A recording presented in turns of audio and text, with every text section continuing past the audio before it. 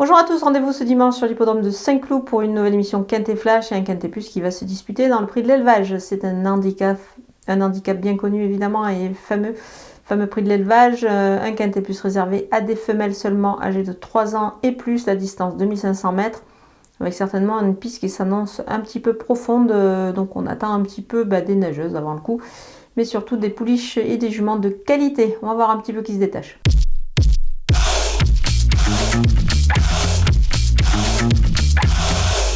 On attaque avec les bases. Le numéro 4 Natural Gift, elle a déjà gagné sur ce genre de distance. Elle va évoluer sur une distance, sur un parcours aussi qui lui convient bien. Elle devrait avoir des ambitions même face à ses aînés ici. Le numéro 10 Ventosia, elle adore cette piste de Saint-Cloud. Elle est en forme et puis c'est une jument qui est régulière. Et puis elle a des lignes aussi également qui plaident en sa faveur. Le numéro 5 Chelsea du Nignan, elle adore ce parcours de l'hippodrome de Saint-Cloud. L'an passé, elle remporté la deuxième épreuve de ce prix de l'élevage. Elle a pas mal progressé, du coup elle s'aligne ici dans la première épreuve et je pense avec de solides ambitions, donc vous pouvez la suivre de très près.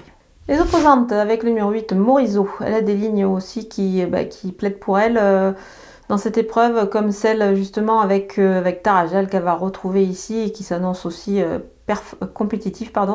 Elle devrait pouvoir confirmer dans ce lot face aux seules femelles. Justement, le numéro 6, Tarajal, le deuxième de cette course la saison passée, elle aborde cette épreuve cette année avec un poids bien plus intéressant. Donc, elle devrait pouvoir jouer les premiers rôles. Elle devrait surtout confirmer vu sa forme actuelle. Le numéro 1, Katina, elle vient de gagner son handicap. Alors évidemment pénalisée de 3 kg. Je pense qu'elle est quand même encore capable de bien faire ici. Mais plus peut-être pour une place évidemment dans ce lot. Elle a beaucoup tenu de son côté. Le numéro 12 de la diva d'Alben, elle fait preuve d'une belle constance et devrait encore se mettre en évidence, surtout sur une piste qu'elle affectionne. Elle devrait pouvoir se montrer performante ici. Mon coup de poker, c'est le 14 Moonglade, une pouliche de 3 ans qui s'annonce ambitieuse et capable de briller d'entrée de jeu dans les handicaps. À mon avis, elle a pour elle sa tenue et une belle aptitude également à cette piste de Saint-Cloud. Les outsiders avec le numéro 3 Ayana, elle est régulière et performante à cette valeur. Là, ce sont que des femelles, donc elle est à suivre quand même de près.